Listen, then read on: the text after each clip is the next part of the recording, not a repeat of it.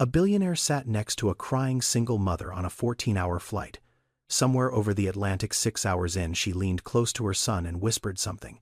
She didn't ask for money. She didn't ask for help. She didn't even know he was listening. It was a single sentence spoken to a frightened 5-year-old during turbulence. And it shattered something inside him that a $9.7 billion empire and 3 years of buried grief couldn't protect. In that moment, he canceled the biggest deal of his career and made a phone call he'd been avoiding for 3 years. 44-year-old Maxwell Grant sat in seat 2A of a Boeing 777 first-class cabin JFK to Narita. 14 hours, one stop, one meeting that would reshape the global tech landscape.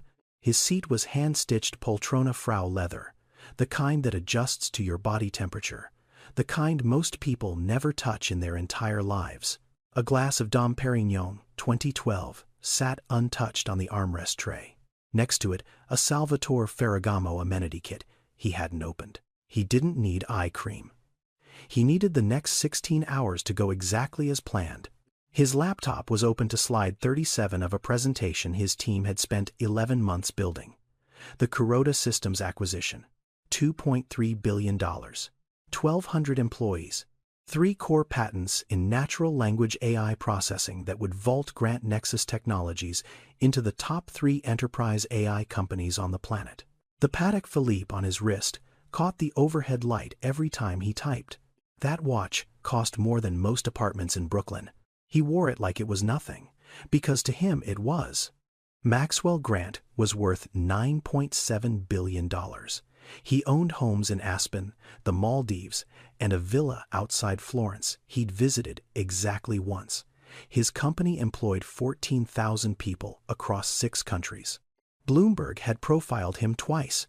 Fortune had him on their cover. He had everything a man could build with ambition, discipline, and a willingness to sacrifice whatever stood between him and the next deal.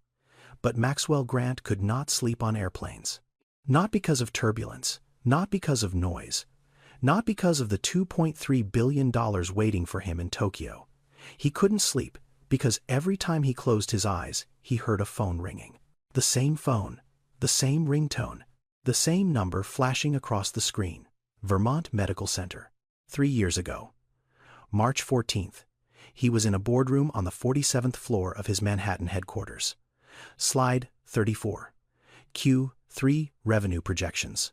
14 people around a mahogany table waiting for his decision on a restructuring plan worth $800 million.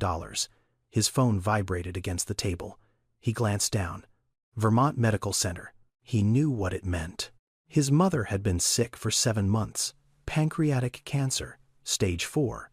The calls had been coming more frequently. Each one shorter, each one heavier. He looked at the number. He looked up at the slide. His VP was mid-sentence walking through margins. 14 people waiting. $800 million on the line. Maxwell placed the phone face down on the table. Continue, he said. 1 word. 1 syllable. The most expensive word he'd ever spoken. 4 hours later, he walked into room 412 at Vermont Medical Center. The bed was empty, sheets folded. On the nightstand sat a half-finished cup of tea gone cold. A paperback book with the corner of page 147 folded down. She never finished it. And a single sheet of paper folded twice written in pencil because she no longer had the strength to press a pen. Eleanor Grant, former elementary school teacher. The woman who made potato soup every Sunday. The woman who called him my little thunder when he was small enough to fit in her lap. She died alone in that room while her son sat in a leather chair deciding how to allocate capital. The nurse told him she'd been asking for him. In those final hours, she kept saying his name, over and over. Maxwell. Is Maxwell coming? Where is my son? He never read the letter. He folded it, slid it into his wallet, and it had been there ever since. 3 years. Edges worn soft from sitting against his hip. He carried it everywhere. He opened it, never. His father's voice cut through the memory like a blade across glass. She waited for you, Maxwell. She kept asking where you were. And you chose money. Henry Grant, 71 years old. Retired carpenter in Vermont. Hands like oak bark. Voice like gravel, he said those words at the funeral standing beside the casket he'd chosen himself. Pine, simple, no gold handles, no silk lining, just wood and truth. Then he walked away, and he never spoke to his son again. 3 years, no calls, no letters, no holidays.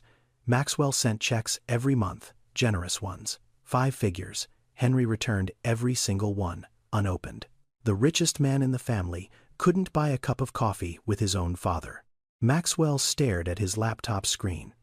Slide 37. The Kuroda deal. Focus. This is what mattered. This is what he could control.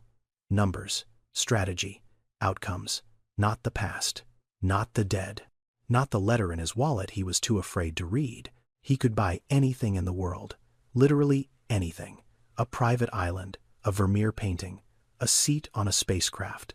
But the one thing he needed most, 5 more minutes with his mother, was the only thing his money couldn't touch, and he knew it.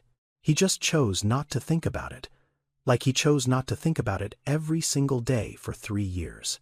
That was when she appeared. The curtain separating first class from the boarding corridor pulled back, and a woman stepped through with a boy attached to her hand like a lifeline. She carried a canvas backpack, faded blue, the kind sold at Target for $19. No Rimawa, no Tumi, no monogrammed luggage tag. Just a backpack stuffed so full the zipper strained at the top. The boy was maybe 5, small for his age, brown eyes too large for his face. He clutched a stuffed dinosaur green, missing one button eye fur, matted from years of love and washing, and being dragged across floors he probably wasn't supposed to drag it across. He held it against his chest like a soldier holds a shield. The flight attendant checked the woman's boarding pass, then checked it again.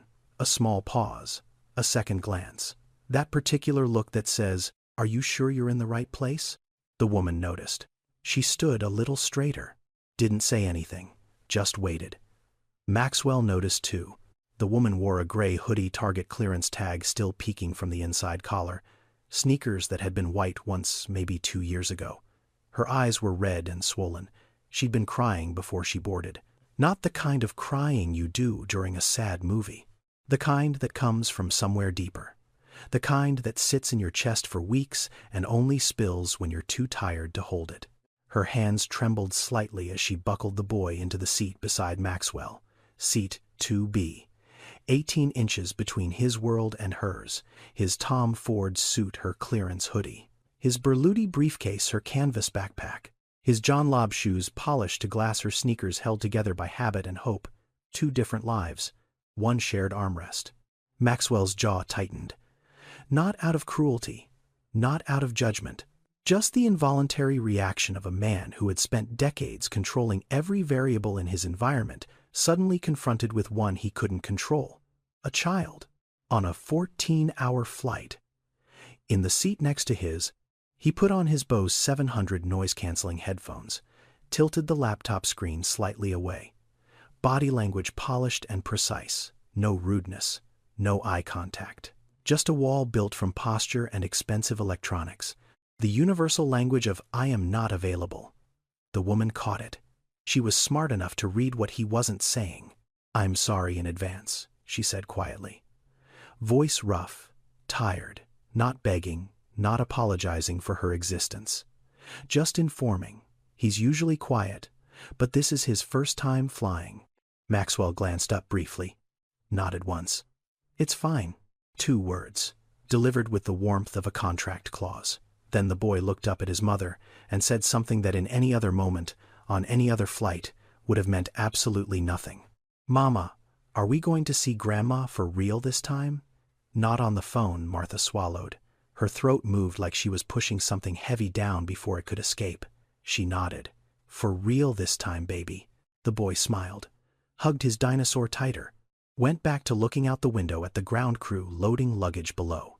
Martha turned her face toward the glass. Her reflection stared back at her, hollow and afraid. She wiped her eyes with the cuff of her hoodie sleeve. She didn't know why she was crying. Maybe exhaustion. Maybe fear. Maybe because she was about to take her son halfway around the world to say goodbye to the only person who had ever looked at her and said, "I'm proud of you," and meant it down to the bone. Maxwell saw her reflection in the window. The tears she tried to hide. The way her shoulders curved inward, like she was trying to make herself smaller. He looked away, opened his laptop. That wasn't his business. Not yet. The first 6 hours passed the way long flights always do, slowly, in pieces. In the hum of engines and the occasional clink of glasses and the muffled shuffle of passengers rearranging themselves in spaces that were never quite comfortable enough, no matter how much the airline charged, Maxwell worked. He answered 43 emails, revised the Kuroda presentation twice, made a satellite call to his VP of Business Development in Tokyo, David Chen. Sharp, efficient, loyal. The kind of employee Maxwell respected because David never wasted his time. Kuroda's board confirmed the 9 a.m. meeting. David said, "Takeshi wants you there in person," he told me again. "He doesn't sign with companies, he signs with people." "I'll be there," Maxwell said. The legal team flagged 2 clauses in Section 9. "Minor. We can handle it on the ground. Send them to my inbox. I'll review before landing." Everything was on schedule. Everything was controlled. Every variable accounted for. This was how Maxwell operated. Precision. Discipline. No margin for distraction. Except, the distraction was 18 inches to his left, and she wasn't making noise. That was the problem. She was too quiet, too careful, too controlled, and it made him watch. Martha had turned the entire flight into a classroom for Elijah. When the seatbelt sign dinged and the boy flinched, she leaned in and explained what it meant. Calm, patient, like a teacher. When the meal service came, and Elijah wrinkled his nose at the chicken, Martha unzipped her backpack and pulled out a sandwich in a Ziploc bag. Peanut butter and jelly. Crusts cut off, cut diagonal, not in half, diagonal. Because that was how her son liked it. She knew the exact way her child wanted his sandwich cut. Maxwell couldn't remember the last meal he'd eaten that someone had made specifically for him. Not catered. Not prepared by a private chef. Just made. By someone who knew what he liked. Elijah didn't cry. Didn't fuss. Didn't kick the seat. He sat with Captain, the dinosaur in his lap, flipping through a coloring book that was almost full. Only 2 blank pages left. Martha had him count the seats he could see. Then count the windows. Then guess how many people were on the plane. She turned everything into a game, not because she was cheerful, because she had no other option except patience. No iPad, no tablet, no screen to hand him. Just herself and whatever she could invent from nothing. Maxwell caught himself staring. This woman was more exhausted than anyone he'd ever seen in a boardroom. He'd watched CEOs crack under the pressure of quarterly earnings calls. He'd seen executives break down during mergers. But none of them had the stamina of a single mother keeping a 5-year-old calm on a 14-hour flight with nothing but a backpack and a peanut butter sandwich. She hadn't stopped once, not to eat, not to close her eyes, not to lean back and breathe. Every second belonged to her son. Then, mid-call with David reviewing patent clause language, Maxwell heard it. "Mama, do airplanes go higher than heaven?" Martha went still. Just for a beat, just long enough for the air between them to change temperature. "I think so, baby," she said softly. Maxwell lost the thread of David's sentence completely. The word heaven hit something he'd sealed shut 3 years ago. Something buried under slides and spreadsheets and the constant noise of building an empire. He blinked. "Sorry, David." "Say that again?" David repeated the clause. Maxwell typed, but his hands felt heavier than they should. He closed the laptop halfway. Not all the way. Just enough to let his eyes drift. He noticed the boy's coloring book, the pages filled with careful strokes of crayon. He noticed Martha's hands. Rough, nails short and uneven, working hands. He noticed the way she kept touching the boy's hair, absent, instinctive, like she was making sure he was still real. He wondered why she'd been crying before she boarded. Why she flew first class with a canvas backpack. Why the boy asked about seeing Grandma for real this time. What for real this time meant. What it cost her to be on this plane. But he didn't ask. That wasn't his business. Not yet.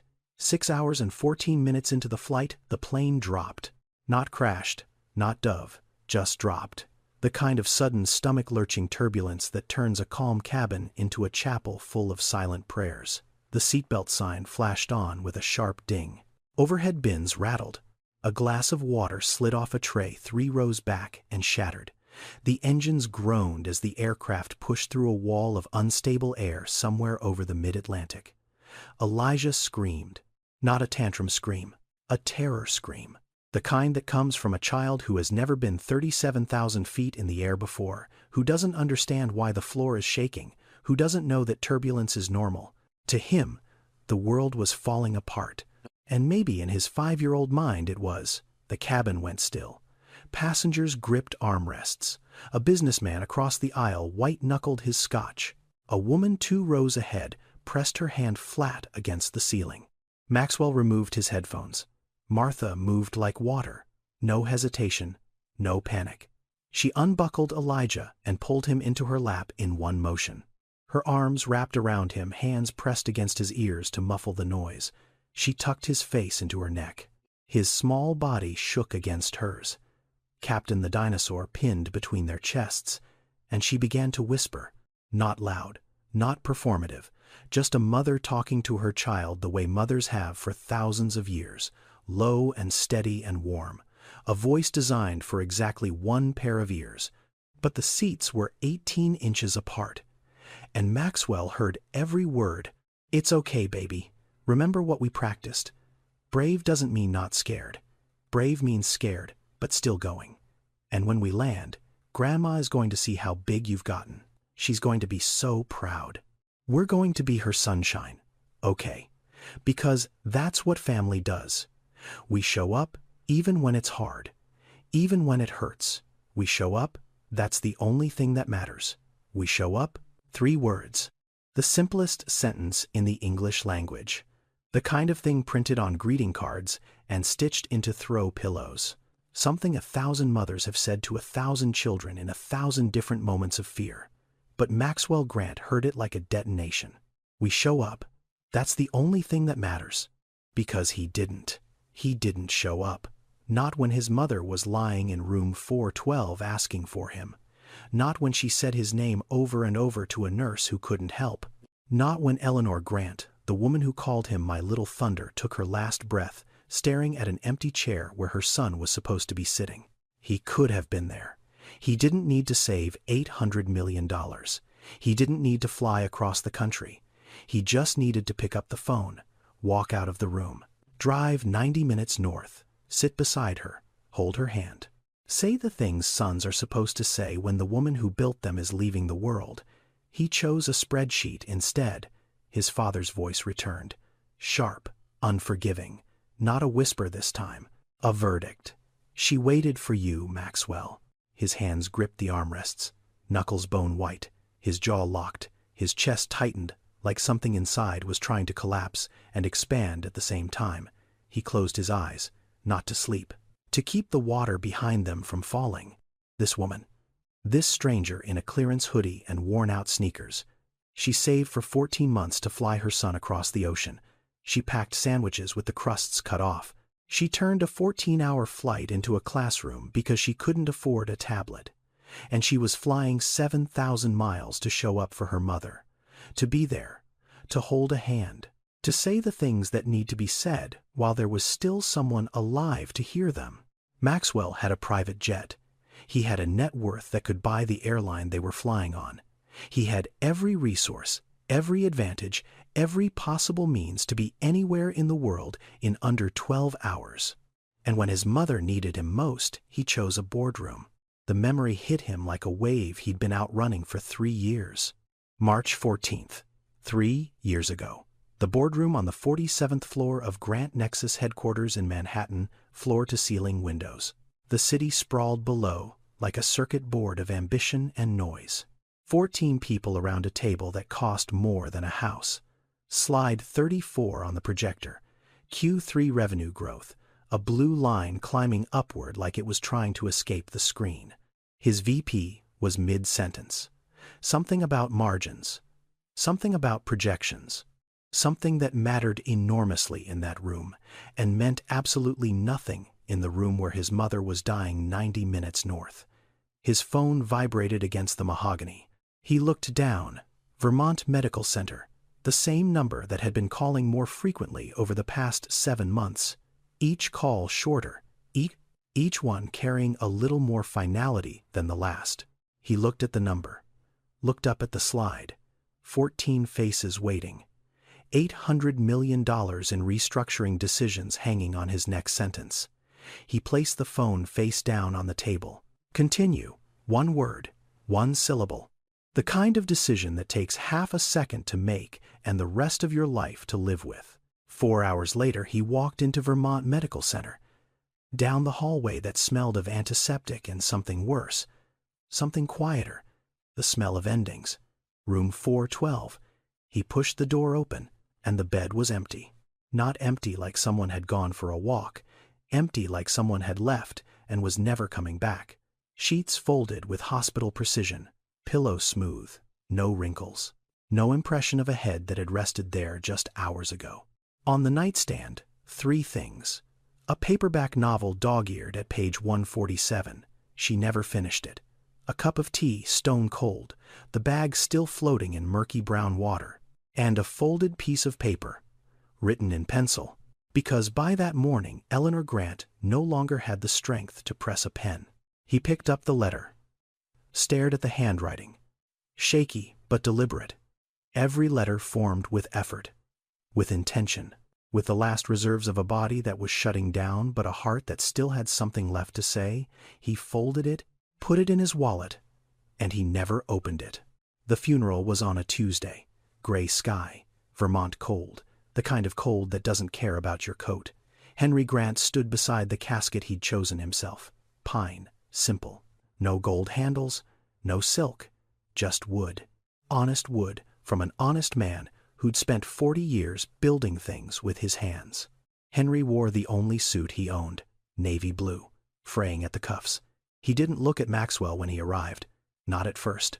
He just stood there, one hand resting on the lid of the casket like he was holding on to the last solid thing in a world that had gone liquid. When he finally turned, his eyes held something worse than anger, worse than grief, disappointment, so deep it had calcified into something permanent. She waited for you, Maxwell. His voice didn't shake.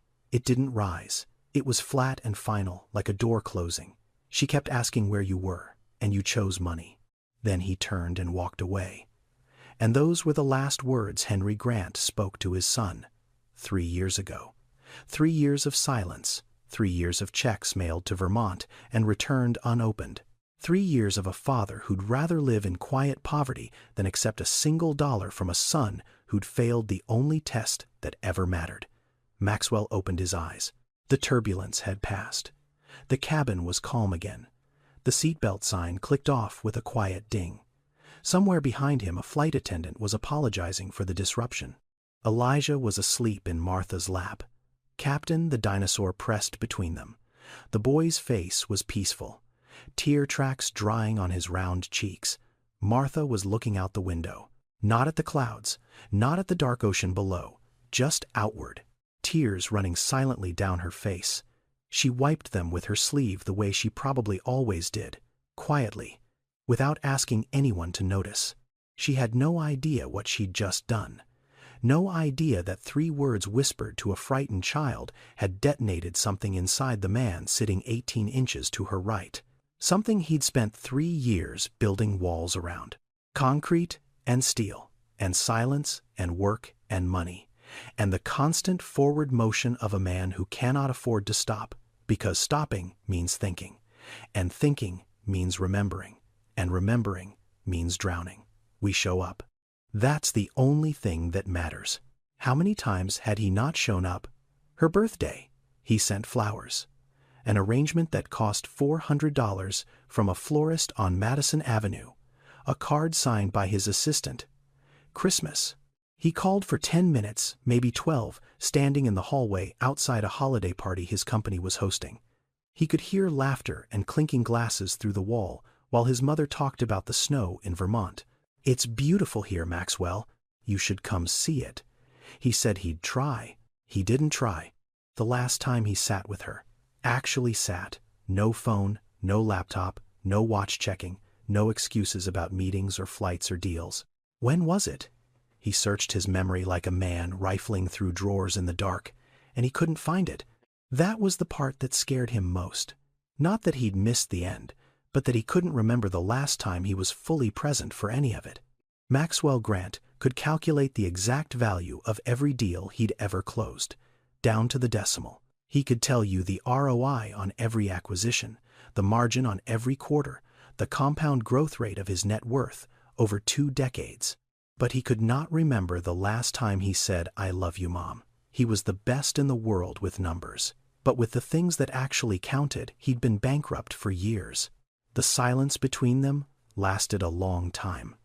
Not awkward, not heavy, just present. The kind of silence that sits between two people who are both thinking about things they can't say out loud. Martha was stroking Elijah's hair. Small circles on his temple. Automatic. The way mothers do when their hands know something their minds are too tired to think about. Maxwell watched her fingers move. Gentle, rhythmic, patient. "He's a good kid," Maxwell said. His own voice surprised him. Low, rough, like it had been sitting in his throat for hours, waiting for permission to come out. Really quiet for his age. Martha looked up. Surprise flickered across her face. She hadn't expected the man with the noise-canceling headphones and the tilted laptop to speak. She smiled, but it was the kind of smile that lives next door to exhaustion. "He's tired.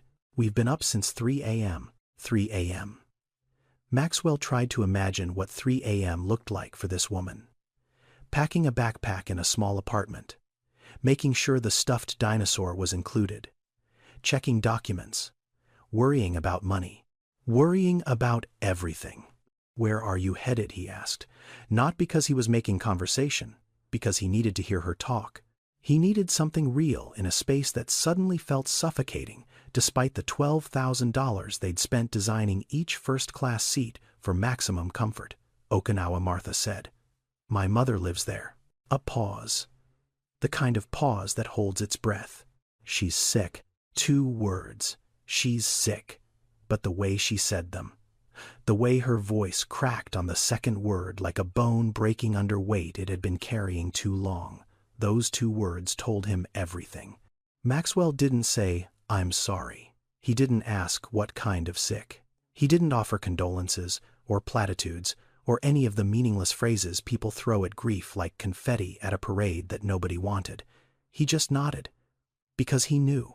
He knew that "I'm sorry" was the most useless sentence in the English language when someone was losing their mother. He knew because people had said it to him hundreds of times. At the funeral. In emails. In cards that arrived at his office, in stacks. And not one of them had helped. Not one of them had brought Eleanor Grant back to room 412. His silence did something unexpected. It opened a door that questions would have kept shut. Martha kept talking. Not because he asked, because he didn't. 14 months, she said, looking down at Elijah. "That's how long I saved for these tickets." She said it the way someone says a fact they've lived with so long it's become furniture. Just there. Part of the room. "I work as a CNA at a nursing home in Queens. 5 days a week. Weekends I clean at a hospital. Cash, $15 an hour." She adjusted Elijah's blanket. "My neighbor Mrs. Petrov. She watches Elijah when I work doubles. She's 68. Russian. Doesn't charge me anything. I do her grocery shopping in exchange. $180 a month. Sometimes $220. Set aside from a paycheck that barely covered rent and food and bus fare and the 1,000 invisible costs of raising a child alone.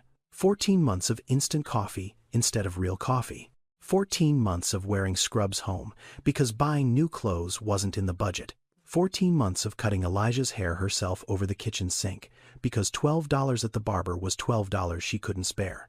Maxwell wanted to ask why she didn't borrow money, why she didn't ask for help, why she carried this weight alone when there were people, organizations, systems designed to assist. But he knew the answer. He knew it the way rich people know things about poverty without ever having lived it. When you're poor, you don't have people to ask. You don't have credit to borrow against. You don't have a safety net or a backup plan or a father with a workshop in Vermont you can call when the world gets heavy. And he knew something else. Something that sat in his chest like a stone. He had everything, every resource, every connection, every possible advantage the modern world could offer a human being. And when his mother needed him, he didn't need to save for 14 months. He didn't need to work doubles or skip coffee or borrow from a neighbor. He just needed to put the phone down. Walk out of the room, drive 90 minutes. And he didn't. Martha saved for 14 months to show up. Maxwell just needed to set down a phone. The price Martha paid was immeasurably larger, but only one of them actually arrived in time. Martha didn't tell her story all at once. It came out in pieces, like pulling threads from a fabric that was already thin enough to see through. "I got married when I was 23, she said, her voice settling into that flat, factual tone people use when they've told a story so many times it stops hurting, or when they've decided it has to stop hurting because they can't afford the luxury of pain. His name was Derek. Plumber, funny, good hands. The kind of guy who could fix anything in a house except the things that were actually broken." She paused. Elijah shifted in her lap. She waited until he settled. When Elijah was 18 months, Derek left. Not for another woman. Not because of a fight. He just woke up one morning and decided he wasn't built for it. For fatherhood. For staying. For the weight of being needed by something so small and so permanent. She said it without bitterness, without tears. Just fact. He said, "I wasn't built for this." And then he just left. No slamming doors, no screaming matches, no dramatic exit, just an absence. One morning, Martha woke up at 5:15 for her early shift, and the alarm didn't go off. Derek had turned it off before he left, so he wouldn't wake Elijah. That was his last act of fatherhood, silencing an alarm clock on his way out the door.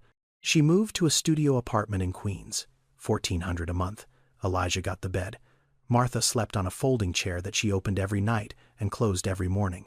CNA work during the week, bathing elderly patients, changing sheets, helping them eat, $18.60 an hour. Weekends at the hospital mopping floors, sanitizing rooms, $15 an hour. Cash, no benefits, no questions. The math was simple and merciless. Rent plus childcare plus food plus bus fare equaled exactly what she earned. Not a dollar more, not a dollar less. Just enough meant no coffee shops. Just enough meant wearing her nursing scrubs home because buying street clothes wasn't in the equation. Just enough meant cutting Elijah's hair over the kitchen sink with scissors she'd bought at a dollar store 3 years ago. She didn't complain about any of it. She listed these facts the way an accountant reads a balance sheet. Numbers, entries, a life reduced to arithmetic. Her mother, Gloria Calloway, married Staff Sergeant Ronald Calloway when Martha was 12. Ronald was stationed in Okinawa. Gloria followed him, built a life on the other side of the world, learned to garden in volcanic soil, made friends at the base, found peace in a country she never expected to call home. Ronald died 4 years ago, lung cancer. Gloria stayed. "This is Ronald's home," she told Martha, on the phone. "I'm not leaving his garden." 8 months ago, Gloria called Martha on a video chat. The connection was grainy. The lighting in Gloria's small house was warm and yellow. Martha could see the garden through the window behind her mother, the bonsai Ronald had planted, the stone path he'd laid by hand. "Baby, I need to tell you something. Pancreatic cancer. Stage 4. The doctors gave her 6 to 8 months. That was 8 months ago. Now the estimate was 2, maybe 3, maybe less." Martha didn't have a passport. She'd never left the United States. Never needed to. She applied for 2, hers and Elijah's. $230. She borrowed it from Mrs. Petrov. 2 economy tickets. JFK to Narita to Okinawa. $1,840 for both. 14 months of saving.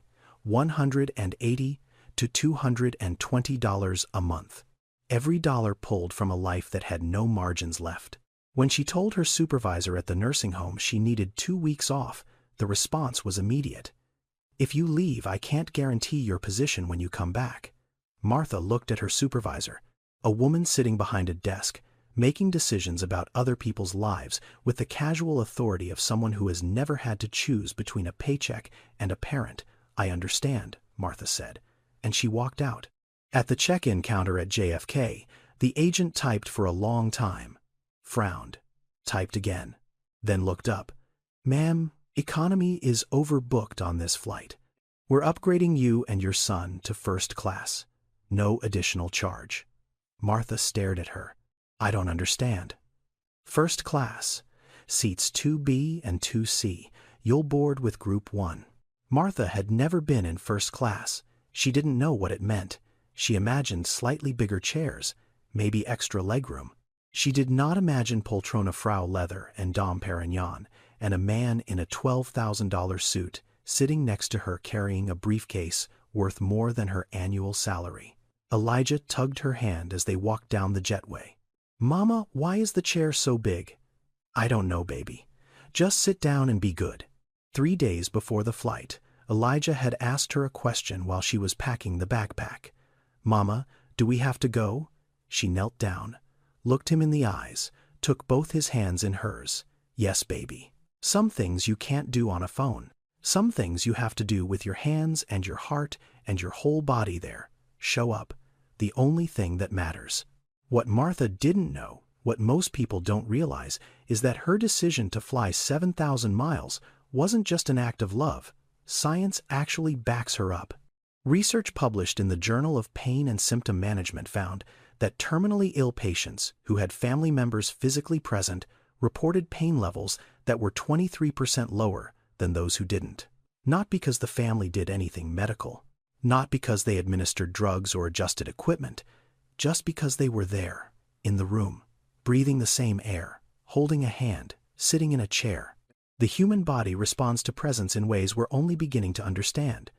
Physical proximity to a loved one triggers the release of oxytocin, the bonding hormone, the one that tells your nervous system you're not alone.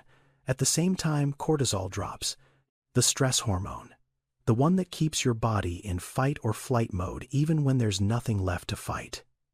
This happens in both directions. The patient feels it. The visitor feels it. Two nervous systems, connected by decades of shared history, calming each other down without a single word spoken. There's something else, something harder to explain. Doctors call it terminal lucidity. Many patients in their final days, sometimes final hours, experience a sudden return of clarity, a burst of awareness. They recognize faces they haven't responded to in weeks. They speak full sentences after days of silence. They laugh. They tell stories. They say the things they've been saving. And it often happens when someone arrives, when the person they've been waiting for finally walks through the door. Martha wasn't just being emotional. She wasn't just following instinct. She was, without knowing it, giving her mother the most powerful medicine no hospital can prescribe. Not a drug, not a treatment, just the knowledge that she wasn't forgotten, that someone crossed an ocean to sit beside her, that someone showed up. Not everyone gets that chance. Some people learn the value of showing up only after the door has closed permanently, after the bed has been stripped, after the tea has gone cold on the nightstand, after the letter sits folded in a wallet for 3 years, unread, because opening it would mean admitting that you failed the one person who never failed you. If this story is hitting close to home, subscribe for more stories like this. Now, let's go back to that flight. The silence lasted a long time. The kind of silence that doesn't need filling. The kind that sits between two people who have just exchanged something heavier than words. Martha was looking at Elijah, stroking his hair, breathing slowly. The cabin lights had dimmed to that blue-gray twilight airlines use to trick your body into thinking it's nighttime. Most of the passengers around them were asleep. The engine hummed its low, constant note. The world outside the window was black. Then Maxwell spoke. Not because he planned to, not because he decided it was the right moment, but because the thing inside him that had been sealed shut for 3 years had cracked open, and what was behind it couldn't stay there anymore. "My mother died 3 years ago." Martha looked at him. Her eyes searched his face the way someone searches for something they recognize. Something familiar. "Cancer?" she asked. "Pancreatic?" One word, the same word, the same disease, the same verdict handed down by the same indifferent biology. Martha didn't gasp, didn't reach for his arm, didn't say, "Oh my God," or "I'm so sorry." She just nodded, slowly. Because she understood something most people don't. That when you hear the same sentence that's been playing on repeat in your own head come out of a stranger's mouth, there's nothing to say. There's only the recognition that you're both standing in the same dark room. "I was in a meeting when the hospital called," Maxwell said. His voice was low, flat, like someone reading from a transcript of the worst day of their life. "I saw the number. I didn't pick up." He didn't explain why. Didn't offer context. Didn't say it was a critical meeting. Didn't say he thought he had more time. Didn't say any of the things he'd rehearsed in the 3 years since the justifications he'd built like scaffolding around a building that was already rubble. He just said the truth. The stripped-down, ugly, irreducible truth. "I saw the number. I didn't pick up." Martha didn't say "I'm sorry," and Maxwell was grateful for that, in a way that surprised him. Because she understood what he'd learned the hard way. That "I'm sorry" is the most useless sentence in the language of grief. People throw it at you like small change. It costs them nothing and buys you nothing, and when they walk away, they feel better, and you feel exactly the same. "She wrote me a letter," Maxwell said. The words came out before he could stop them, like pulling a thread that unravels something you've been wearing for years. "That morning, before she died. The nurse said she wrote it early, when she still had enough strength to hold a pencil." He reached into his back pocket, pulled out his wallet, opened it, and from behind his driver's license and a black Amex and a business card he'd never given to anyone, he pulled out a piece of paper, folded in quarters, edges soft and worn from 3 years pressed against leather. The creases were so deep they'd become part of the paper's identity, like scars. "I've carried it for 3 years," he said, holding it between his thumb and forefinger. "Every day, every flight, every meeting. It's been in this wallet through 18 countries and God knows how many boardrooms." Martha looked at the letter. Then, at him. "Have you read it?" "No." The word hung in the air between them. Martha waited. "I'm afraid of what it says," Maxwell admitted. And saying it out loud made it more real than he'd ever allowed it to be. "I'm afraid she's angry, that she spent her last morning writing down all the ways I failed her. All the times I chose work over her. All the birthdays I missed, and Christmases I cut short, and phone calls I took in hallways while she waited." He paused, swallowed. The next part was harder. "But I'm more afraid she's not angry. I'm more afraid she forgave me. Because if she forgave me, it means she still loved me even after everything. And that's worse. That's so much worse, because it means I didn't deserve her, and I knew it. And I let her die alone anyway." Martha looked at him for a long time. Not with pity, not with judgment, with the steady clarity of a woman who bathes dying strangers for a living and knows exactly what regret looks like when it's been sitting in someone's chest for years. "Read it," she said. "I can't. You're sitting on an airplane 35,000 feet above the ocean, going somewhere you don't need to be, carrying a letter from your dead mother that you're too scared to read." She paused. "I think you can." Maxwell looked at the letter, turned it over in his hands, felt the weight of it. Not physical weight. Paper weighs almost nothing. But this paper carried 3 years of silence and guilt, and the last words of a woman who made potato soup on Sundays and called her son "my little thunder" and died asking for him in a room he couldn't be bothered to enter. He slid it back into his wallet, closed the flap.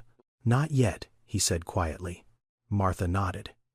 She didn't push, she didn't lecture, she didn't tell him he was making a mistake.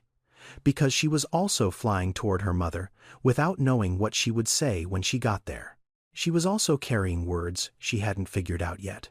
She understood that some letters need to be read at the right time, and the right time isn't always when someone else decides it should be. His father's voice returned. "She waited for you, Maxwell. But this time it sounded different. Not an accusation, not a judgment, something closer to a plea. She waited, not because she was angry, because she loved you." And somewhere in that folded piece of paper and shaky pencil on hospital stationery, the proof of that love was waiting for him. The question wasn't whether Eleanor Grant had waited. She had. The question was whether Maxwell would finally show up. Not for her. She was gone. But for the letter. For his father in Vermont. For himself. Elijah stirred. His eyes opened slowly the way children's eyes do. Not all at once, in stages. First confusion, then recognition, then curiosity. He saw Maxwell and pulled Captain closer to his chest. Shy. Uncertain. The way any 5-year-old would be waking up next to a stranger in a suit, Martha noticed. Elijah, this is Mr. Grant. He's very nice. Maxwell had no idea what to say to a child. He'd never had children, never spent time with them. His life was populated by adults in suits who spoke in acronyms and quarterly projections. The smallest person in his daily orbit was his 26-year-old junior analyst.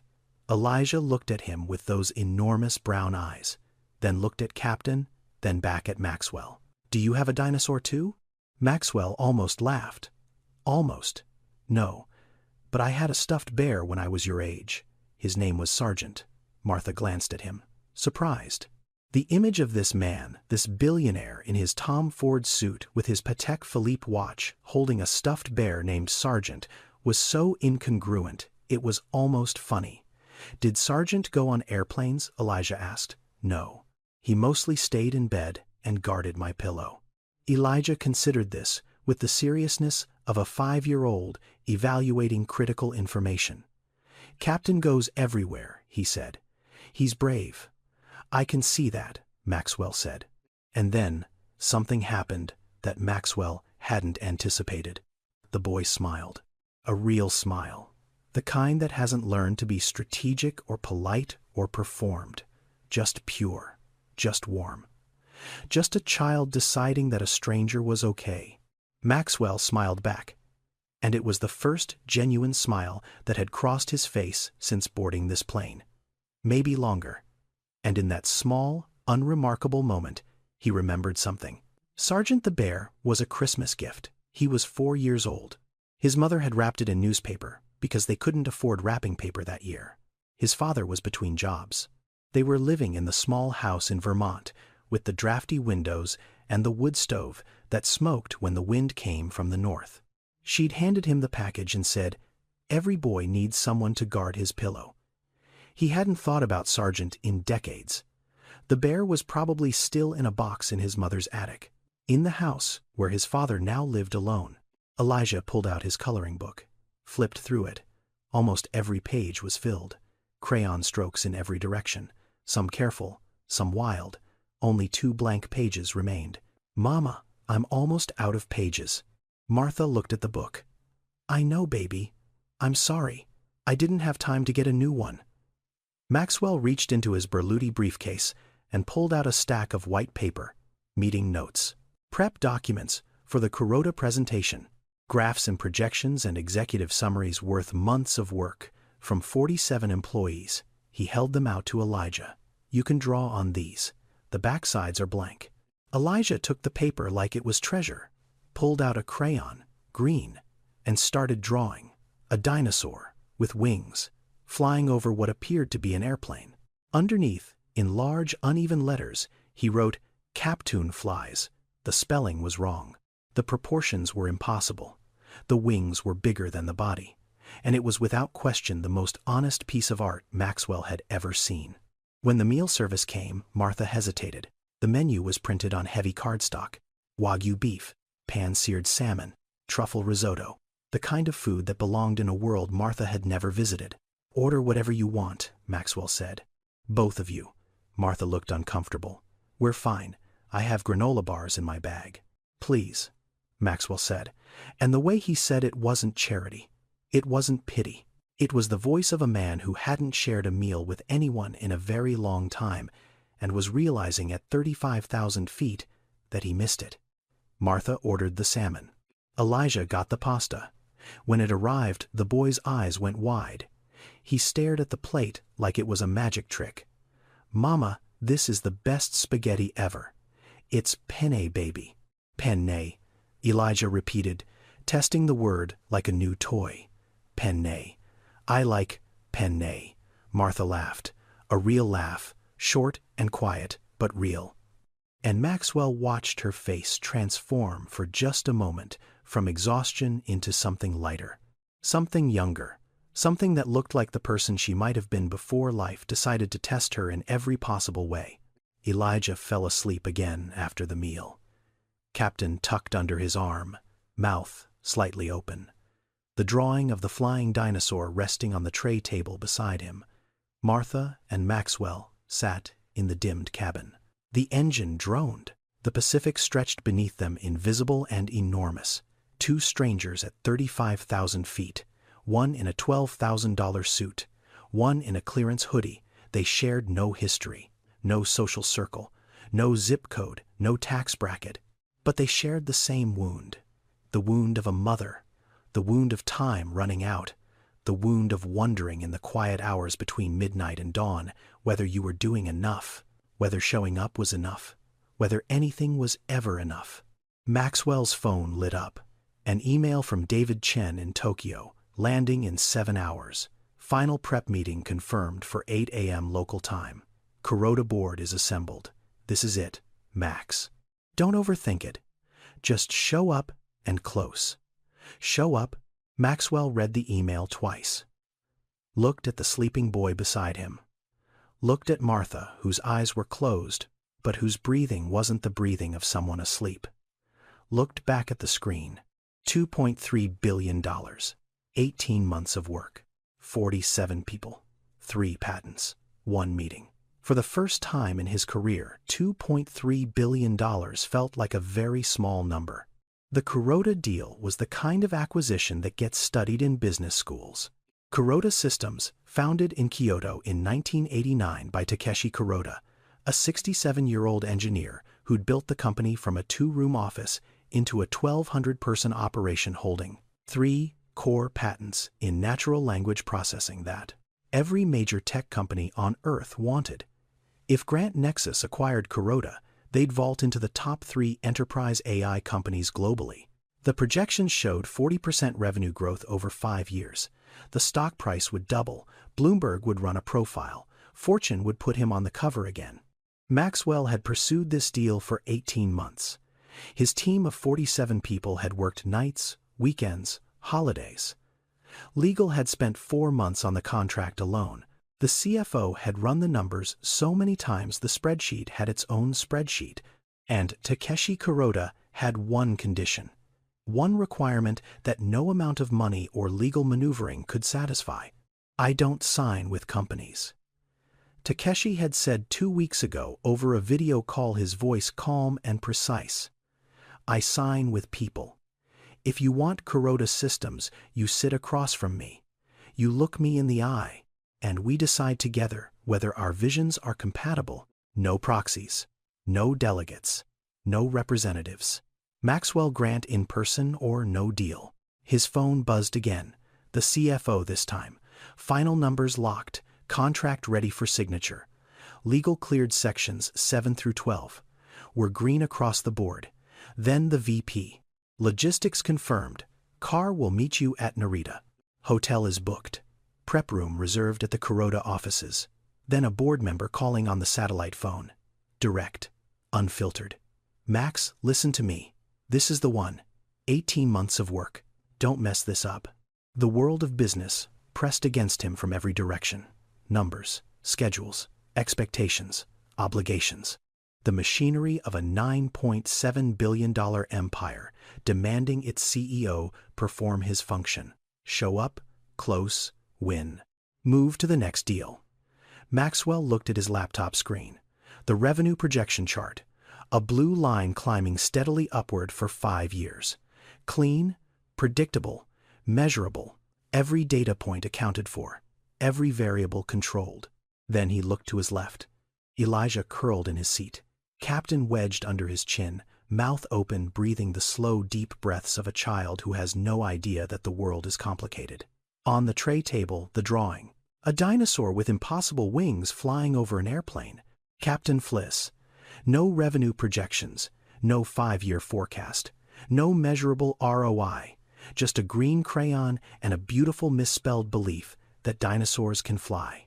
Two charts, two versions of the future, one measured in billions, the other measured in crayon.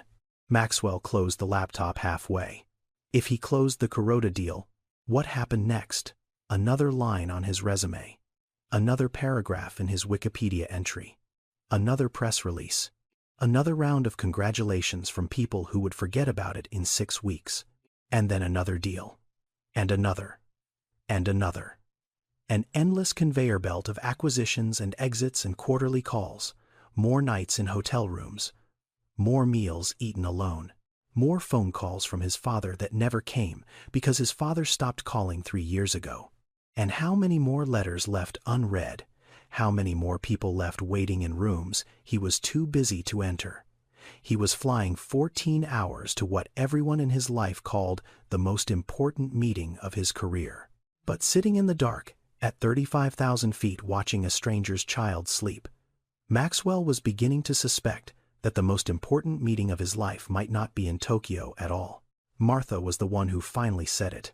Not because she was trying to change his mind. She didn't even know there was a mind to change. She was just talking, the way people talk in the dark on airplanes. Honestly. Without armor. You know what scares me most, she said, her voice barely above a whisper. Elijah was still asleep. The cabin lights were off.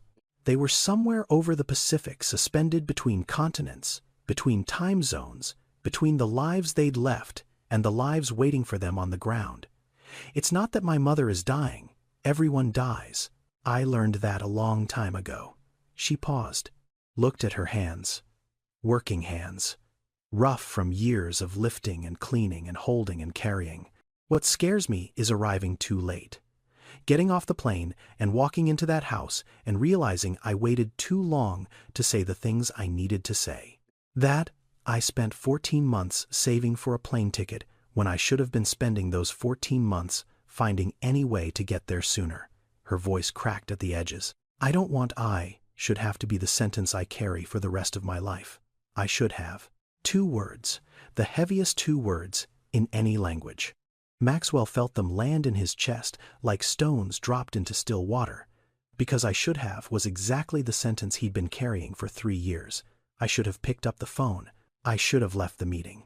I should have driven to Vermont. I should have held her hand. I should have said goodbye. I should have. I should have. I should have. Martha didn't know she'd just described his entire existence in 2 sentences. She wasn't giving a speech. She wasn't trying to inspire him. She was just a tired woman on a long flight, whispering her fears into the dark, because the dark felt safe enough to hold them. Maxwell stood up. Not slowly, not dramatically. He just stood. Walked to the galley area between first class and business. Took the satellite phone off the wall mount. Dialed David Chen in Tokyo. 2 rings. Max. What's up? You should be sleeping. Big day tomorrow. Cancel the meeting. Silence. The kind of silence that has a texture. Heavy. Disbelieving. I'm sorry. What? Cancel the Kuroda meeting. Reschedule. Postpone. Whatever it takes. I can't be there tomorrow. Max. David's voice dropped into that controlled, careful register people use when they think someone is making a catastrophic mistake. This is a $2.3 billion acquisition. Takeshi Kuroda is assembling his full board. 18 months of work. 47 people. I know, he said. He won't wait. If you're not there in person, the deal is off. Then the deal is off. Another silence. Longer this time. Max, are you okay? Is this a medical thing? Because I can call a doctor at Narita and have them meet the plane. I'm fine. Cancel the meeting, David. Handle the board. Handle the press if it leaks. I'll call Takeshi personally within the week. Can you at least tell me why? Maxwell looked back toward his seat. He could see Martha's shoulder, Elijah's small foot poking out from under a blanket. No, he said. I can't. He hung up. Stood there for a moment. The galley was small and bright and smelled like reheated coffee. A flight attendant glanced at him. He didn't notice. He walked back to his seat, sat down, looked at his phone. There was a number he'd deleted from his contacts 3 years ago. but he knew it by heart. He dialed it 1,000 times in his mind and hung up before it rang every single time. He typed the number. His thumb hovered over the call button. 10 digits. A carpenter's landline in Vermont. The phone sat on a table by the kitchen window, next to a coffee mug that said, "World's OKest Dad," that Maxwell had bought as a joke when he was 16. His mother had laughed so hard, she spilled her tea. His father had pretended to be offended for 3 days. He pressed call. 1 ring. 2, 3, 4. He was sure no one would answer. It was late in Vermont. His father went to bed early. His father probably didn't even hear the phone. His father probably wouldn't pick up even if he did. Why would he? 3 years of silence. 3 years of return checks. 3 years of a question that had no good answer. Where were you? 5 rings. 6. Then a click. And a voice. Old, rough, like sandpaper on oak. Like the smell of sawdust and machine oil and morning coffee, brewed too strong in a kitchen that hadn't changed since 1984. "Hello," Maxwell's mouth opened. Nothing came out. Not a word. Not a sound. Just air. Just the mechanical exhale of a man whose body was trying to speak while his throat was trying to close. Henry waited. He didn't hang up. He didn't say hello again. He just waited. The way you wait when you've been waiting for 3 years, and you can feel that the thing you've been waiting for is finally on the other end of the line trying to find its voice. 10 seconds of silence, transmitted through a satellite link from 35,000 feet above the Pacific Ocean to a kitchen in Vermont where a 71-year-old carpenter stood by a window in the dark, holding a phone that hadn't rung with his son's number in 1,095 days. Dad. 1 word. 1 syllable. Broken in the middle like a piece of wood, split along the grain. Maxwell. A pause. Long enough for the entire Pacific to stretch between them. Then Henry spoke again. His voice wasn't angry. It wasn't cold. It was tired. The kind of tired that comes from holding a grudge that was never really a grudge. It was grief wearing the costume of anger because grief was too heavy to carry without a frame. She would have wanted you to call. I know. Maxwell's voice fractured. Completely. The way glass breaks, not from a single impact, but from the accumulation of 1,000 tiny stresses over time. I know, Dad. I'm sorry. I'm so sorry. And then, Maxwell Grant, CEO of Grant Nexus Technologies, net worth $9.7 billion, the man Bloomberg profiled and Fortune put on their cover, cried. On a commercial airplane, in a first-class cabin, surrounded by strangers, with a satellite phone pressed against his ear, and 3 years of unshed grief pouring out of him like water from a dam that had finally mercifully given way. He didn't cry quietly. He didn't cry with dignity. He cried the way men cry when they've held it in so long that the release feels like violence, shoulders shaking, breath coming in short, ragged pulls, the sound escaping his throat raw and animal and utterly beyond his control. Martha heard it. She opened her eyes, looked at him, saw the phone pressed to his ear, saw his shoulders convulsing, saw the tears running down the face of a man who had probably not cried in front of another human being in decades. She didn't say a word. She reached over and pulled the airline blanket higher on Elijah's shoulders, tucked it around his small body. Then she turned her face toward the window, giving Maxwell the only thing she could give him in that moment: privacy, space, the grace of being unseen during the most vulnerable moment of his life. Because Martha Calloway was a CNA at a nursing home in Queens, she watched people cry every single day. She held the hands of strangers as they wept for parents and spouses and children and lives that were ending or already gone. She knew the geography of grief, the way pilots know the geography of sky. And she knew that sometimes the most important thing you can do for someone who is falling apart is absolutely nothing. Just be there. Just let them break. Just show up and let the silence do the work. On the other end of the satellite line, Henry Grant stood in his dark kitchen in Vermont. And for the first time in 3 years, he didn't hang up. She waited for you, Maxwell. But this time, the words didn't cut. They didn't accuse. They didn't punish. This time Maxwell heard them the way they were always meant to be heard, not as an indictment, as a declaration of love. She waited because she loved him, not despite his failure. Through it, past it, beyond it, and the letter in his wallet. The one he'd been too afraid to read for 3 years. The one written in pencil by a dying woman on a Tuesday morning in Vermont. Maybe it didn't contain what he feared. Maybe it wasn't full of accusations and disappointments and a list of every time he chose wrong. Maybe, just maybe, it held something worse than anger, something more terrifying than blame. Forgiveness. The wheels hit the runway at Narita International Airport at 7:42 a.m. local time. The sound was sharp and sudden, metal on concrete. The whole cabin shuddered, overhead bins rattled. The engines roared in reverse. And then slowly the plane began to settle into the ordinary rhythm of arrival. Taxiing, dinging, the click of seatbelts releasing, the rustle of passengers remembering they had somewhere to be. Elijah's eyes opened.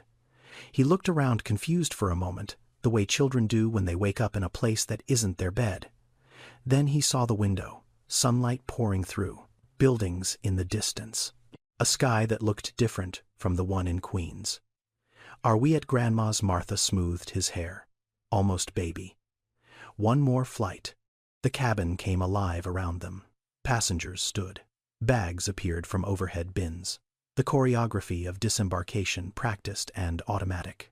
Maxwell closed his laptop, slid it into his briefcase. The Kuroda presentation still open on slide 37. A slide that no longer mattered the way it had 14 hours ago.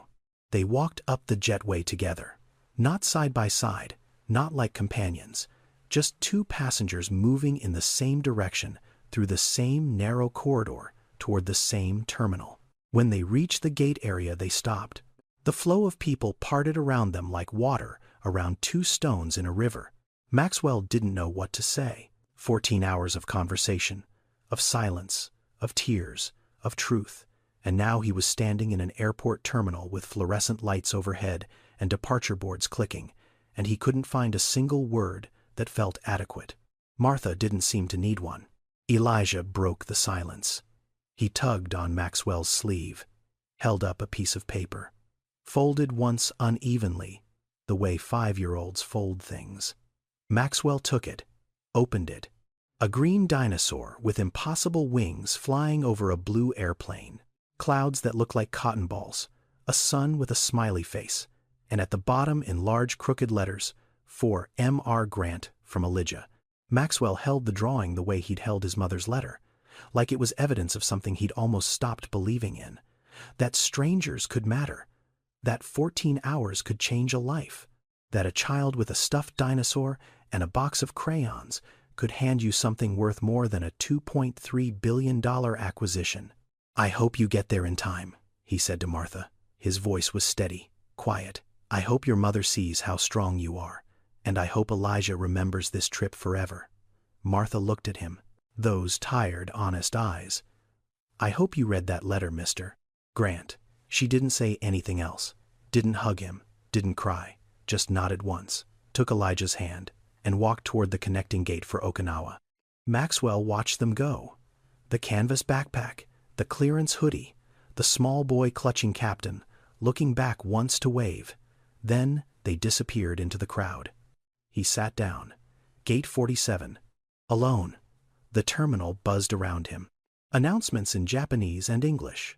The smell of coffee from a kiosk nearby.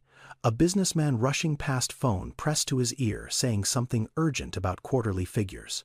Maxwell reached into his wallet, pulled out the letter, held it in both hands. The paper was soft, the creases deep, 3 years of being carried without being opened. His hands shook. He unfolded it, slowly. One fold, two. The paper opened like something that had been waiting a long time to breathe.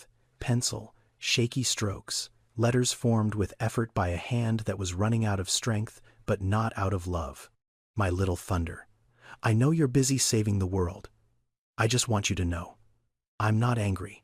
I was never angry. I'm just proud. So proud it hurts. Come home when you can. I'll be here. Or if I'm not, I'll be somewhere close watching. Love always, Mom. Maxwell read it 3 times. Each time the words landed harder. Not because they were harsh, because they were the opposite. She wasn't angry. She was never angry. She was proud. Proud of a son who didn't pick up the phone. Proud of a man who chose a spreadsheet over her hand. Proud despite everything. Because that's what mothers do. They love past the failure. Through it. Beyond it. Into eternity. She waited for you, Maxwell. Yes, she did. Not because she was angry. Because she loved him. And she was still waiting. Somewhere. Watching. Close. He folded the letter. Placed it back in his wallet. Beside the drawing of a flying dinosaur from a boy named Elijah. 2 letters. One from the dead. One from the living. Both saying the same thing. You matter. You are loved. Come home. Maxwell stood up. He did not walk toward the departure gate for Tokyo. He walked toward the ticket counter, and he bought a seat on the next flight to Burlington, Vermont. 48 hours later, a rental car turned off Route 100 into a narrow road lined with bare maples and snow. The kind of road that doesn't lead to corporations or airports or boardrooms. The kind that leads to a house someone built with their hands and lived in for 40 years. Henry Grant's house sat at the end of that road, small, white paint peeling at the corners, a porch with a wooden swing that hadn't been painted since Eleanor was alive. The garage door was open, inside the warm glow of a work light, the sound of a hand plane moving across wood, steady, rhythmic, the sound of a man who had spent his whole life making things instead of acquiring them. Maxwell parked the car, turned off the engine, and sat there. 5 minutes. Maybe more. His hands on the steering wheel, his breath fogging the windshield, the letter in his wallet, the drawing in his briefcase, a $9.7 billion empire waiting for his return. And none of it mattered as much as the 10 feet of snowy ground between his car door and his father's garage. He got out. His John Lobb shoes sank into the snow. The cold hit his face like a correction, like Vermont, reminding him that the world was real and physical, and not made of slides and spreadsheets and satellite phone calls. He walked, each step crunching, the only sound in the whole valley. No traffic, no engines, no Bloomberg alerts, just snow and silence and the distant scraping of a hand plane. Henry looked up. His hands stopped moving.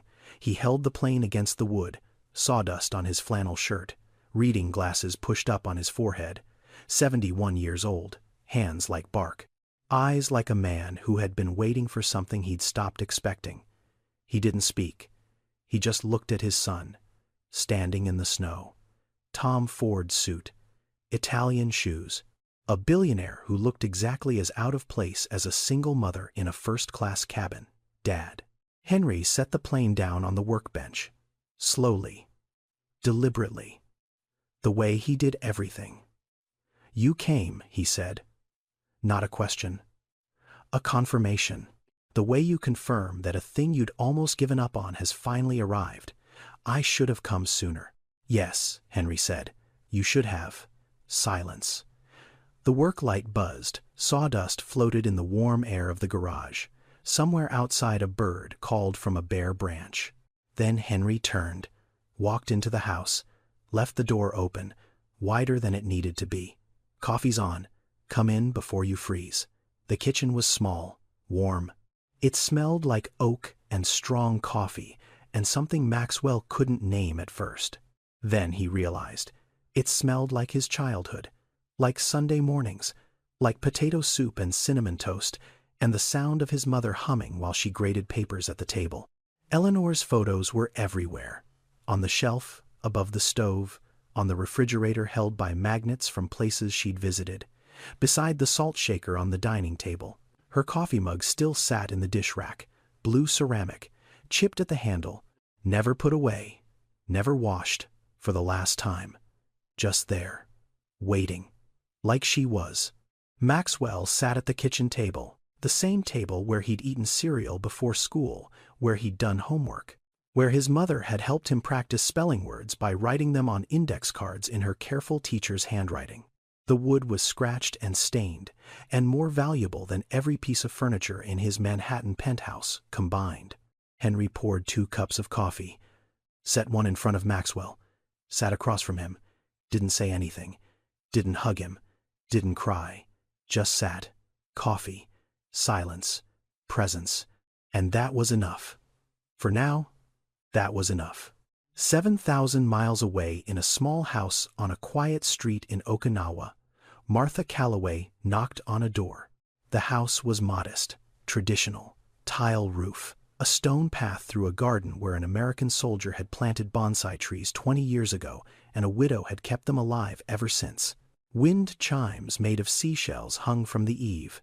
They clinked softly in the Pacific breeze. The door opened. Gloria Calloway stood in the frame. Thin, a blue headscarf covering what chemotherapy had taken. Her hands trembled slightly at her sides. She was 61 years old and looked older, but her eyes were fire and water and everything in between when she saw the boy standing behind her daughter. Elijah stood frozen. He'd only ever seen this woman through a screen, a face in a rectangle, a voice with a half-second delay, pixelated smiles on birthday calls that cut out when the Wi-Fi dropped. This was different. This was real. This was 3 dimensions and warm air, and the smell of jasmine from the garden, and a grandmother who was actually physically impossibly here. Gloria lowered herself to her knees, slowly, painfully, her hands reaching out, shaking. My beautiful boy. Elijah didn't move for a moment. Then he ran, slammed into her arms with the full force of a 5-year-old who'd been waiting his entire life for this hug. Captain got crushed between them. Neither of them cared. Martha stood behind them, tears running freely, her hand over her mouth, watching her son hold her mother for the first time.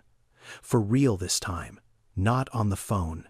In Vermont, Maxwell and Henry sat in the kitchen. Neither spoke.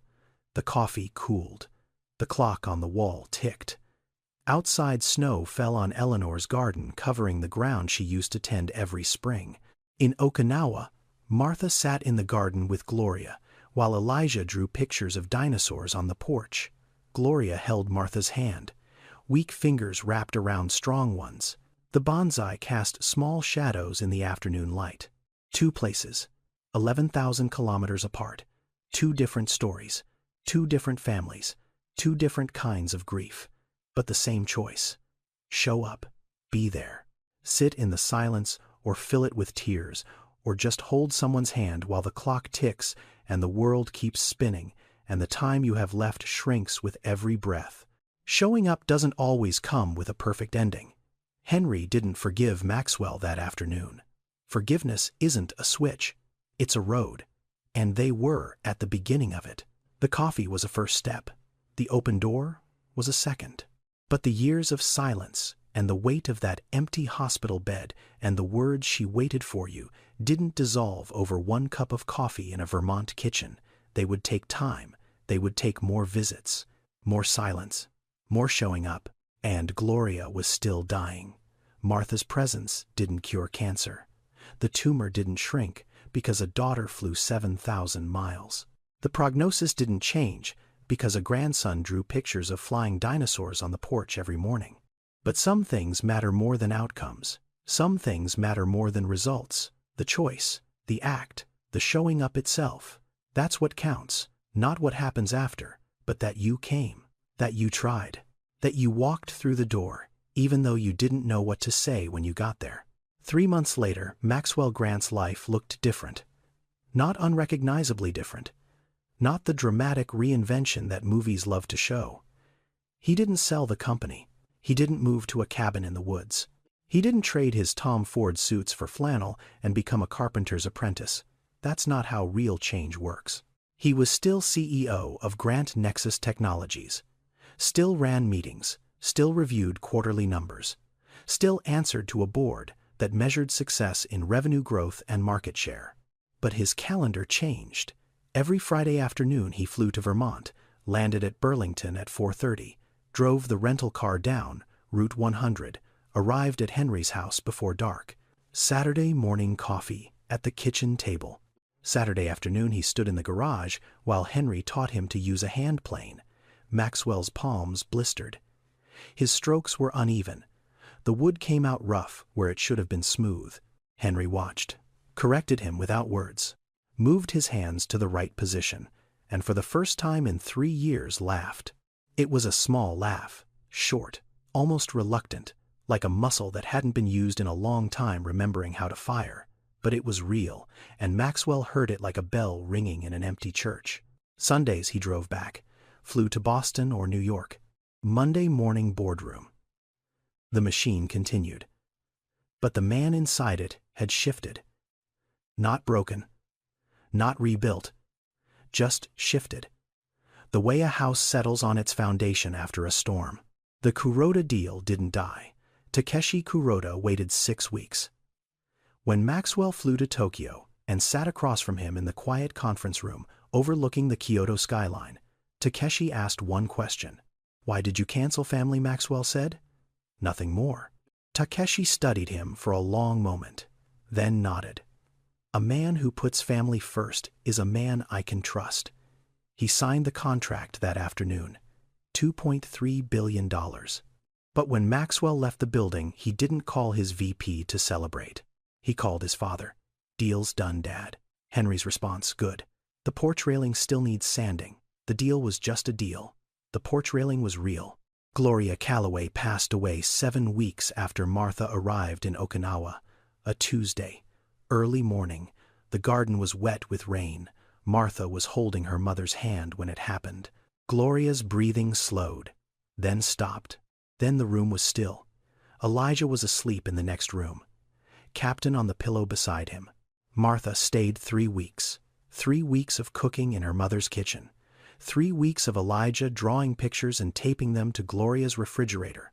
3 weeks of Gloria telling stories about Ronald, about the garden, about the day Martha was born, and how she screamed so loud the nurse jumped. 3 weeks that Martha would carry in her chest for the rest of her life like a treasure locked in a vault no one could ever open.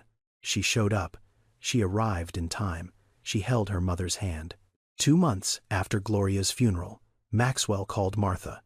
Not from his office, from his father's kitchen in Vermont. Henry was in the garage. The sound of the hand plane scraping in the background. "How are you doing?" he asked.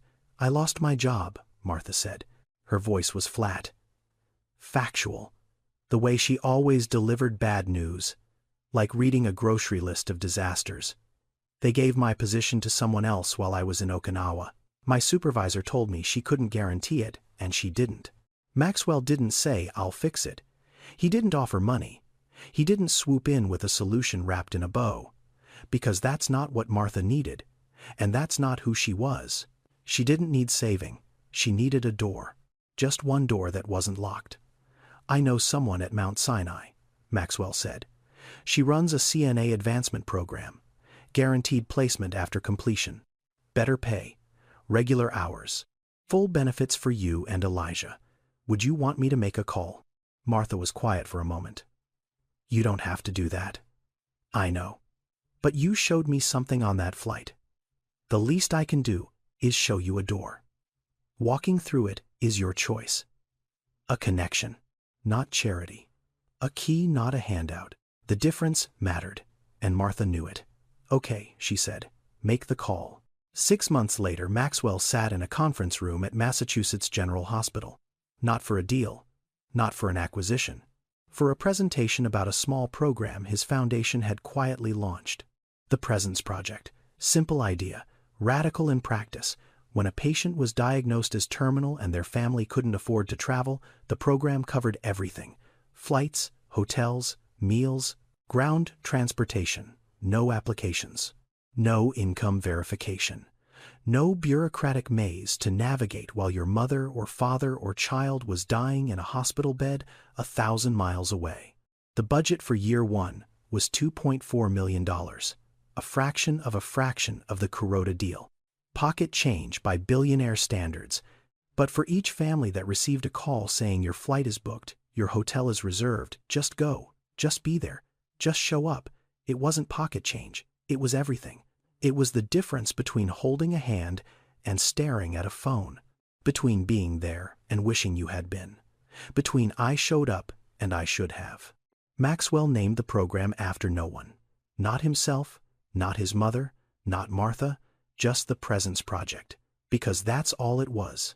A way to make sure that when it mattered most, people could be present, could show up, could sit beside someone they loved, and say the things that needed to be said while there was still someone alive to hear them.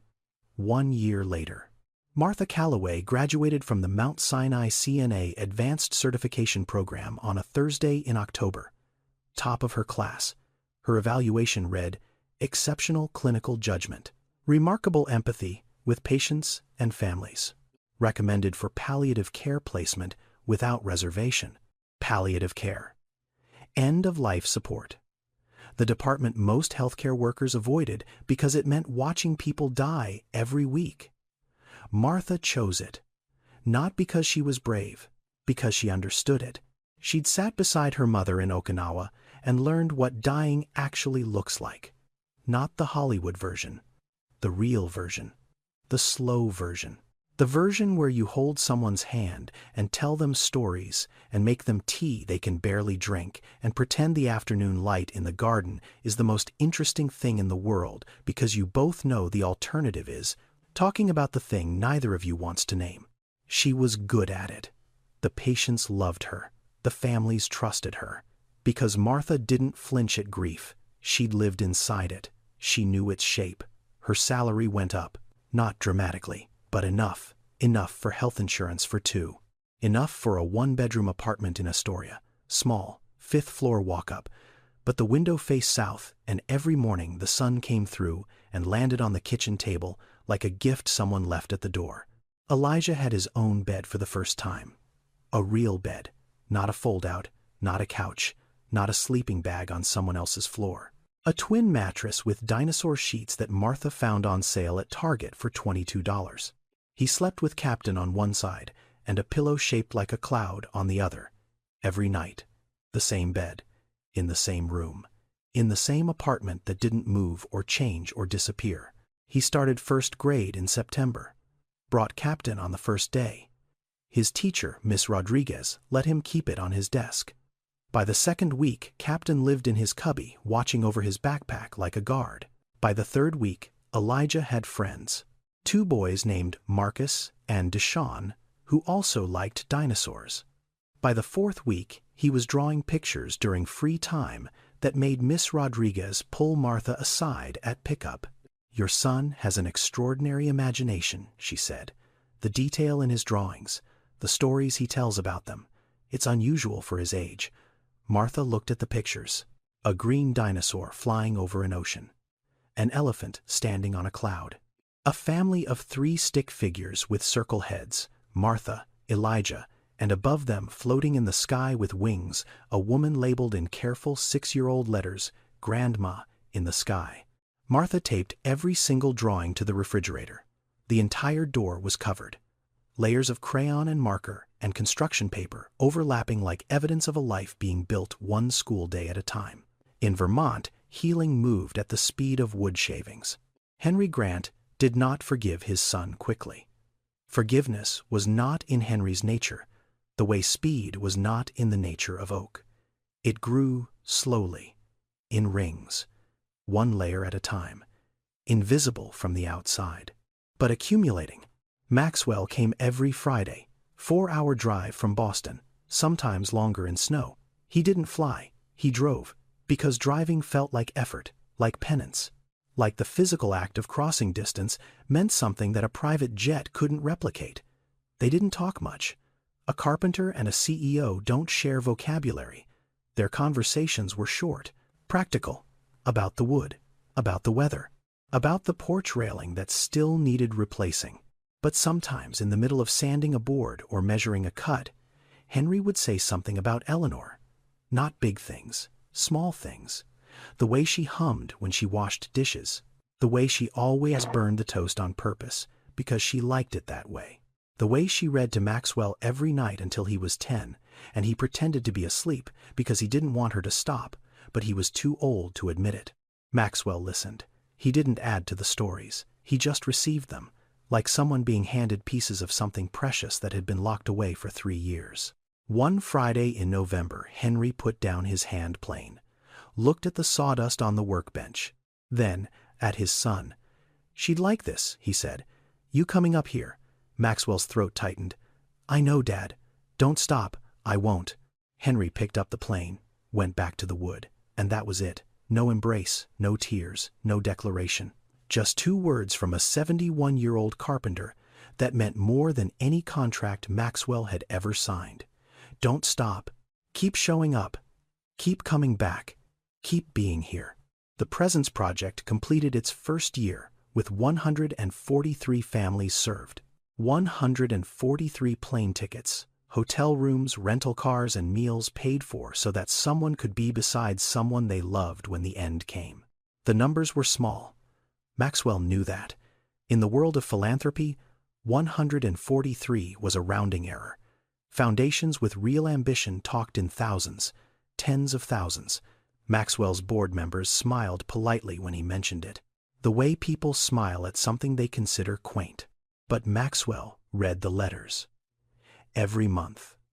A stack of handwritten notes from families who'd received the call.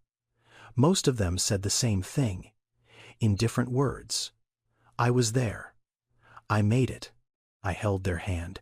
One letter came from a woman in Arkansas, written on lined notebook paper in blue ink. Her handwriting was careful and uneven, like someone who hadn't written a letter by hand in a long time.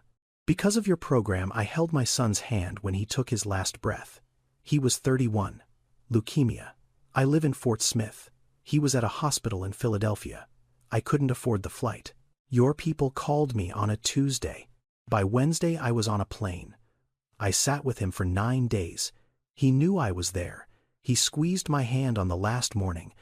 Without your program, I would have been 2,000 miles away, and I would have never forgiven myself." Maxwell read that letter in his office. 47th floor, Manhattan. The same floor where he'd placed a phone face down on a mahogany table 3 years ago. He read it twice. Then he closed the door and cried. In the top drawer of his desk, beside a Mont Blanc pen and a stack of business cards he never used, sat 2 pieces of paper. One was a letter written in pencil by a dying woman in Vermont. The other was a drawing of a green dinosaur with impossible wings flying over an airplane labeled "Captain Flies," signed for M.R. Grant from Elijah. 2 letters, one from the dead, one from the living, one from the woman who made him, one from the boy who reminded him what he'd forgotten. Both said the same thing, not in words, in presence. In the act of reaching out across distance and fear and time and saying "You matter, you are seen, show up." A billionaire sat next to a crying single mother on a 14-hour flight. That's how this story started, and everything about that sentence is true. But now you know the full picture, and the full picture changes everything. It wasn't a billionaire sitting next to a single mother. It was a son who lost his mother sitting next to a daughter who was about to lose hers. It wasn't wealth next to poverty. It was grief next to grief. 2 people carrying the same wound, dressed in different clothes, flying in different directions, but bleeding from the same place. What she whispered to her son wasn't a speech. It wasn't a lesson. It wasn't wisdom from a self-help book or a quote from a motivational poster. It was 3 words: "We show up." The simplest sentence a mother can say to a frightened child during turbulence. The kind of thing you'd forget by the time the seatbelt sign turned off. But those 3 words landed on a wound that had been open for 3 years. They broke through walls that $9.7 billion had built. They forced a man who could buy anything to confront the one thing he could never purchase back: time, presence. The chance to hold his mother's hand and say, "I'm here, I'm sorry, I love you." Before the bed went cold and the tea went still, and the book on the nightstand stayed forever unfinished at page 147, he thought the 14-hour flight was taking him to the most important meeting of his life. He was right. It just wasn't the meeting he expected. The most important meeting didn't happen in a conference room in Tokyo.